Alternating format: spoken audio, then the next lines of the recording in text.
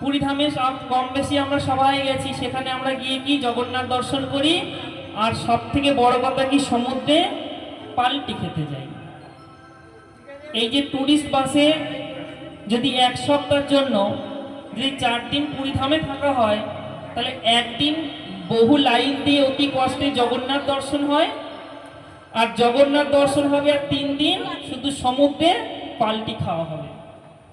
ওমা, এই পাল্টিটা খেলে হবে না, পাল্টি অবশ্যই খাবো, কিন্তু জগন্নাথ ধামের মহিমা জানতে হবে।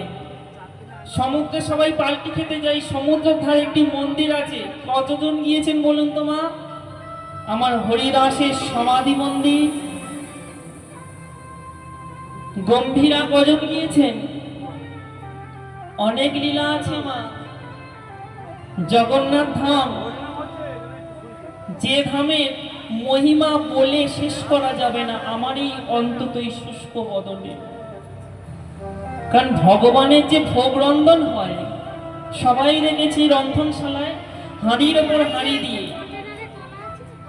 এই মন্দিরে যত ভক্তই যাক না কেন, কোনোদিন এই প্রসাদ শেষ হবে না, তার কারণ সেই মহিমা যেন সেখানে বিরাজমান। একের পর এক হাঁড়ি সাজানো থাকে, একের পর হাঁড়ি সাজানো থাকে। বলতে পারো নিচে যদি জ্বালানি দেওয়া হয় তাহলে কোন হাঁড়িটা আগে হবে? নিশ্চয়ই নিচের হাঁড়ি। কিন্তু জগন্নাথ ধামে হচ্ছে সবার উপরে যে হাঁড়ি, সেই হাঁড়ি আগে হচ্ছে। কি মহিমা, কি করে সম্ভব? একের পর এক এই হাঁড়ি রন্ধন করে ভগবানের সেবায় লাগছে, আর অগণিত যত ভক্ত যাচ্ছে, কেউ প্রসাদ ছাড়া যাবে না। এরও মহিমা আছে মা। এই যে মহাপ্রসাদ একমাত্র হয় পুরী ধাম, যাতে কিনা অন্ন বলা হয় বালিশের মতো দেখতে, লাল কাপড় দিয়ে জড়ানো থাকে, সেই মহাপ্রসাদ। এই মহাপ্রসাদ তৈরি হচ্ছে পুরী ধামে। এই মহাপ্রসাদ আগে কোথায় ছিল যেন? বৈকুণ্ঠ ধাম, গোলক ধাম, রাধা রানীর ভান্ডে লুকানো ছিল। একদিন নারদের ইচ্ছা হয়েছে, হে দয়াময়, এই জীবনে তো অনেক কিছু পেলাম, যদি একটু মহাপ্রসাদ পেতাম, না জানি এই জীবন আমার কত ধন্য হতো। তখন ভগবান বিষ্ণুকে বলেছিল, যদি পারো, তুমিই পারো, তুমি লক্ষ্মীর ভান্ডার থেকে একটু মহাপ্রসাদ আমাকে দাও। হরি বল, হরি বল, হরি বল। যখনই মহাপ্রসাদ দিতে যাবে, এমন সময় লক্ষ্মী বলল, না আমি দিতে পারবো না। যেই বললো দিতে পারবো না, দাও না, আমার পরম ভক্ত নারদ একটু চাইছে, ওকে একটু দাও। দিতে পারি, একটি শর্ত আছে, আমি যত সর্বস্ব সব থেকে ক্ষুদ্রতম কণা হয়, সেইটুকু কণা আমি নারদকে দেব। তাই একদম শুষ্ক কণা যখন নারদকে দিল, সেই নারদ সেই মহাপ্রসাদ যখন বদনে দিল না, যেন মনে আনন্দে উচ্ছ্বাসে নাচতে লাগলো। আহা কি আনন্দ! মহাপ্রসাদের এত গুণ। তাই আনন্দে নাচতে নাচতে নাচতে সারা স্বর্গরাজ্য যেন নেচে বেড়াচ্ছে। এমন সময় আমার ভোলানাথ কি করছে? ভোলানাথ দেখলো আমার নারদ এত নাচছে কেন, কি ব্যাপার? ও নারদ, শোনো শোনো শোনো শোনো, শোনো না শোনো না। না আমি শুনবো না, আমি এখন নাচবো। শোনো না শোনো না, একটু শোনো। বলো মামা বলো, তুমি নাচছো কেন? নাচবো না বলতে মানা করেছিল, এদিকে বলে দিচ্ছি, নাচবো না, আমি আজকে মহাপ্রসাদ পেয়েছি। কি? তুমি মহাপ্রসাদ পেয়েছো? তাহলে তুই আমাকে একটু দিলে না? না, আমি একদম একটু ক্ষুদ্রকণা পেয়েছি, আমি নিজে খেয়ে নিয়েছি। তুমি খেয়ে হাত ধুয়ে ফেলেছো? না না, আমি হাত ধুইনি এখনো। তাহলে কই তুমি কোন আঙুলে খেয়েছো দেখি, আঙুলটা দাও। যেই আঙুলটা দিয়েছে অমনি আঙুলটা নিয়ে আমার ভোলানাথ চুষতে চুষতে শুরু করলো। আহা, কি আনন্দ, কি আনন্দ! এই আনন্দ জগন্নাথ সচির নন্দন, আহা সচির নন্দন, আহা সচির নন্দন। জয় জয় জগন্নাথ সচির নন্দন, তুমি সচির নন্দন। ত্রিভুবন করে যার চরণ বন্দন, ত্রিভুবন করে তার চরণ বন্দন, ত্রিভুবন করে যার চরণ বন্দন। হরে কৃষ্ণ। গৌর ভক্তবৃন্দ, আজকে আত্মজাগরণ মঞ্চ থেকে এই যে হরিনাম করছে, এনার নামটা আমি জানি না, তবে বিশ্বজিৎ মণ্ডল ও অভিজিৎ মণ্ডল আজকে ছোট স্টেজ থেকে বড় হবে। কটা লোক আছে এটা বড় কথা না, আমাদের হিন্দু ধর্মটাই এরকমই, মানে সমষ্টিত হতে পারবে না, একসঙ্গে হওয়ার মতন জায়গা নেই আমাদের। কারণ এরা জানে না সংখ্যালঘুরা কিভাবে আগাচ্ছে। যাক, যে কঠিনই আছে, এটা আমি প্রত্যেককে ধন্যবাদ দেবো যে এখনো আছে। যাই হোক, আজকে নিতাই নস্করের ছেলে শঙ্কর মণ্ডল, এই শঙ্কর নস্কর, উনি কালচনপুরে বাড়ি, এখানে একটা দোকান আছে, প্রত্যেকে 20 টাকা করে দিয়েছে। তার সঙ্গে দেবেন মণ্ডলের ছেলে বৈজন মণ্ডল, উনিও গায়ককে 40 টাকা দিচ্ছে, আর আমিও শুধু শুধু যাবো, ওই জন্য প্রত্যেকে 100 টাকা করে দিচ্ছি। একটু গৌর প্রেমানন্দে হরি হরি দিব জয় জয় জগন্নাথ সচির নন্দ আহা সচির নন্দ আহা সচির নন্দ জয় জয় জগন্নাথ জয় সচির নন্দ জয় সচির নন্দ নীলাচলে শঙ্খ চক্র গদা পদ্মধর, নীলাচলে শঙ্খ চক্র গদা পদ্মধর, নীলাচলে শঙ্খ চক্র গদা পদ্মধর, নীলাচলে শঙ্খ চক্র পদ্মধর। আরে নদী গানা বলে দণ্ড কমণ্ডল দিয়া নগরে দণ্ড কমণ্ডল কর। জয় জয় প্রেমের গান জগন্নাথ হরি বল। সচির নন্দ আহা সচির নন্দ আহা সচির নন্দ জয় জয় জগন্নাথ জয় সচির নন্দ জয় সচির নন্দ।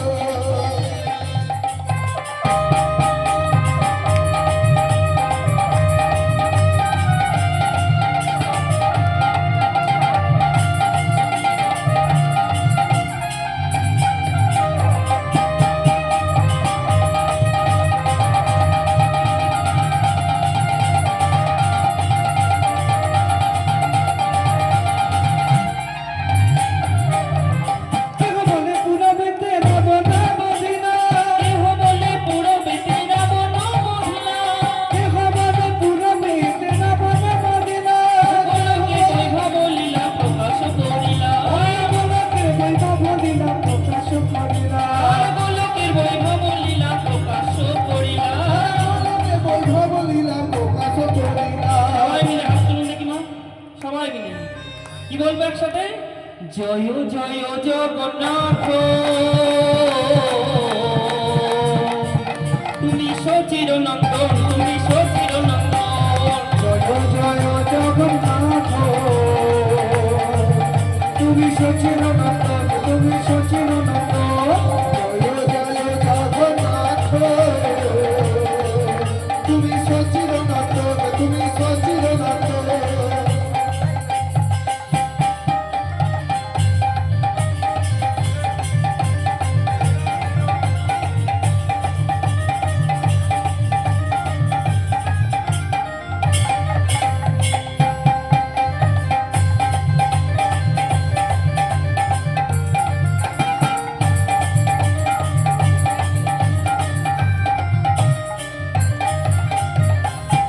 আজ ভোলানাথ খুব নাচতে শুরু করেছে, যেই কিনা নারদের সেই আঙুল থেকে মহাপ্রসাদের স্বাদ পেল, তাই ভোলানাথ নাচতে শুরু করলো।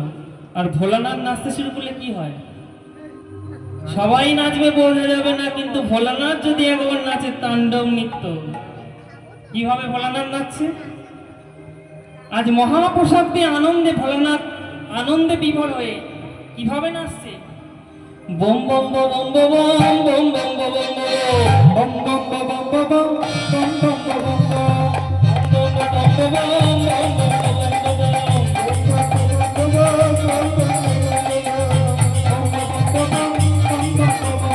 বিষম বাহনে চলে ভোলানাথ, নাচিয়া নাচিয়া যায়। বিষম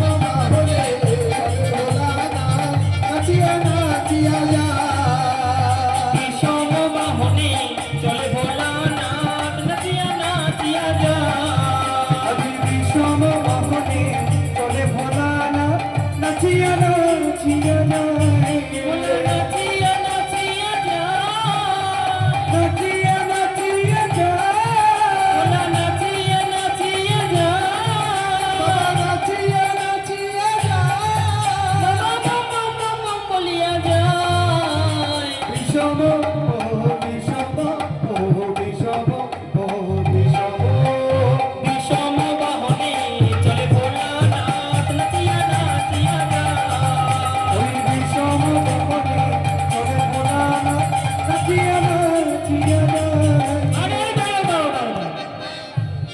পার্বতী যে কি ব্যাপার, ভোলানাথ এত নাচছে কেন? এত আনন্দ কোথা থেকে এলো? ওই স্বামী দাঁড়াও দাঁড়াও, তুমি এত নাচছো কেন? নাচবো না, আমি আজকে মহাপ্রসাদ পেয়েছি, যা কিনা সাধনা করে পাইনি, যা কিনা ধ্যান তপস্যা করে এতদিন পেলাম না, আমি আজ মহাপ্রসাদ পেয়েছি। কার কাছে পেলে? কেন ওই নারদের কাছ থেকে পেলাম। তা আমার জন্য একটু আনলে না প্রভু? না, আমি তোমার জন্য তো আনবো না। কেন? আমি তো তোমার সহধর্মিনী। তাই তুমি যেখানে খেলে আমার জন্য তো একটু হলেও দিতে পারতো। কোথাও লেগে নেই না, বিশ্বাস করো, সামান্য একটু কণা ছিল নারদের আঙুলের কোণে, সেটা আমি চুষে খেয়ে নিয়েছি, আর একটুও লেগে নেই। আর তাছাড়া তুমি খেয়ে কি করবে? তুমি মহাপ্রসাদ খেয়ে কি করবে? তুমি হচ্ছে ঘরে রমণী, রান্না বান্না করো, স্ত্রী পুত্র সংসার করো, তুমি মহাপ্রসাদ খেয়ে কি করবে? পার্বতী হয়ে গেল ক্রোধ। এত বড় কথা! আমরা নারী জাতি, আমরা নারী জাতি বলে আমরা প্রসাদ পাবো না? যত প্রসাদ, যত ভালো কিছু, সমস্ত কিছু তোমরাই পাবে, আমরা নারী বলে, অবলা বলে আমরা কিছু পাবো না?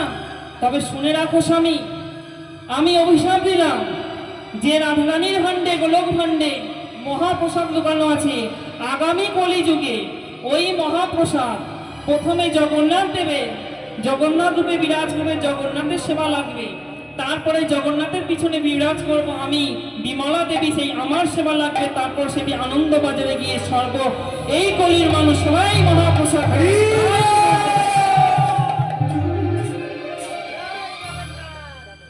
সেদিন যদি কৃপা না করতো পার্বতী, আমরা কিন্তু মহাপ্রসাদ পেতাম না। শুধু তাই বলেনি, শুধু মানুষ নয়, কুকুরে, বিড়াল, ছাগল, সমস্ত পশু পাখি মহাপ্রসাদ পাবে। এখনো গিয়ে দেখবেন মা, যখন ভোগ লাগে জগন্নাথ দেবের, জগন্নাথ দেবকে ভোগ যখন অর্পণ করা হয়, তারপর জগন্নাথ দেবের পিছনেই আছে মা বিমলা দেবীর মন্দির, যিনি কিনা যোগমায়ের অংশভূতা একজন। সেই বিমলা দেবীর কাছে সেই ভোগ যাবে, তারপর সেই ভোগ আনন্দবাজারে যাবে। আর আনন্দবাজারে যখন যায় না, সেই ভোগ ছড়াতে ছড়াতে চারিদিকে যায়, দেখবে পুরী ধামের চারিদিকে ভোগ অন্ন ছড়িয়ে আছে। ভালো করে লক্ষ্য করবেন। আর এই অন্নগুলো কারা খায়?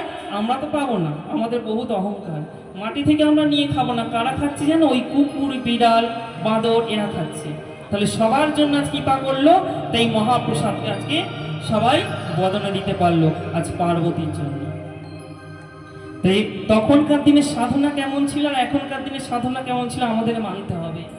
তাই আজকে রঘুনাথ যখনই গোবিন্দকে বলল, তুমি বারবার আমাকে এইভাবে ফিরিয়ে দাও, তবে কি তোমার কৃপা, তোমার করুণা আমি পাবো না? তোমার কৃপা কি আমি পাবো না? তোমার কৃপা আমরা পাবো। শোনো তবে রঘুনাথ, সরাসরি গোবিন্দ ভজনা করে কোনোদিন গোবিন্দকে পাওয়া যায় না। তদ্রূপ তুমি সরাসরি গৌর ভজনা করছো, গৌরকে তুমি পাবে না। তুমি ভুল করছো, আগে নিতাই ভজনা করো, আমার দাদাকে আগে ভজনা করো। দাদা যদি তোমাকে আদেশ দেয়, আমি তোমাকে কৃপা করতে বাধ্য। আমরা সবাই আগে কৃষ্ণ কৃষ্ণ করি না, রাধা নাম করলে কোনোদিন কৃষ্ণ পাওয়া যাবে না, তেমনি নিতাই নাম করলে কোনোদিন আমরা গৌর পাবো না। তাই আজকে তাকে আদেশ দিল, যাও তুমি নিতাইয়ের কাছে যাও। এমন সময় সেই রঘুনাথ আমার নিতাই প্রভুর কাছে গিয়ে বলছে, প্রভু দয়া করো, আমাকে গৌর কৃপা করিয়ে দাও। তাই বলছে,